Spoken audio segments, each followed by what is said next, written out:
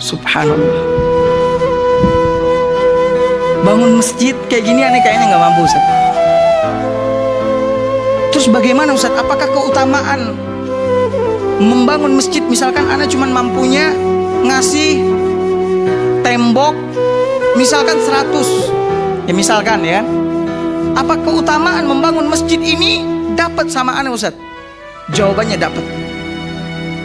Bahkan di dalam sebuah hadis Nabi SAW menyebutkan, siapa yang membangun masjid sebesar sangkar burung. Sangkar burung itu berapa sih besarnya? Hah? Kecil. Kata Nabi SAW, banallahu lahu baitan fil jannah. Allah bangunkan untuknya satu rumah di surga. Maknanya adalah ketika kita ikut serta dalam pembangunan masjid sesuai dengan kemampuan kita, untuk sebesar ini semuanya kita tidak mampu, tapi sesuai dengan kemampuan kita, sekian tembok atau sekian semen dan sebagainya, maka Allah Subhanahu wa ta'ala akan memberikan kemuliaan, memberikan kebaikan atas amalannya tersebut. Masjid ini Bapak Ibu kaum muslimin muslimat yang dimuliakan oleh Allah adalah tempat yang paling mulia di permukaan bumi. Tempat yang paling mulia dicintai oleh Allah Subhanahu wa ta'ala di permukaan bumi. Masjid di mana di dalamnya Allah memerintahkan hambanya untuk mengingat Dia, untuk menyebut namanya, untuk bertasbih kepadanya, untuk memujinya. Sebagaimana Allah katakan, fi buyutin adzinallahu an tulkar wa yurfa' fiha ismuh.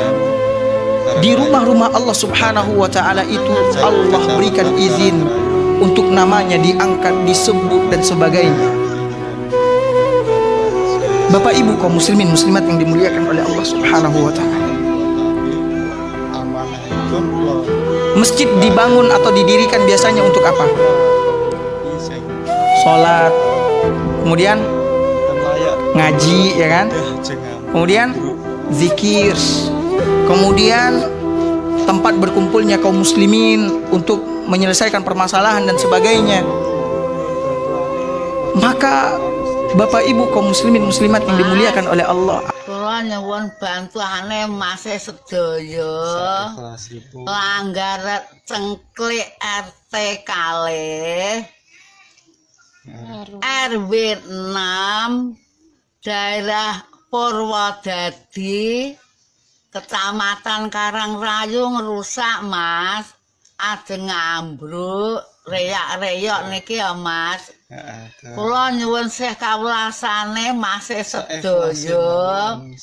Kula nyuwun bantuan saikhlase Mas. Saikhlase mawon. apabila seseorang membangun masjid, kemudian di dalamnya banyak orang yang sholat, orang yang membaca Al-Quran, orang yang menuntut ilmu syariat, kemudian melakukan ibadah-ibadah yang lain yang disyariatkan oleh Allah dan Rasulullah SAW, pahalanya akan didapat oleh orang-orang yang membangun rumah Allah Subhanahu wa ta'ala tersebut.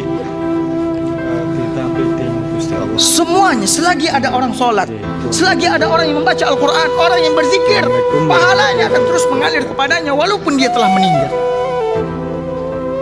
Walaupun dia telah meninggal.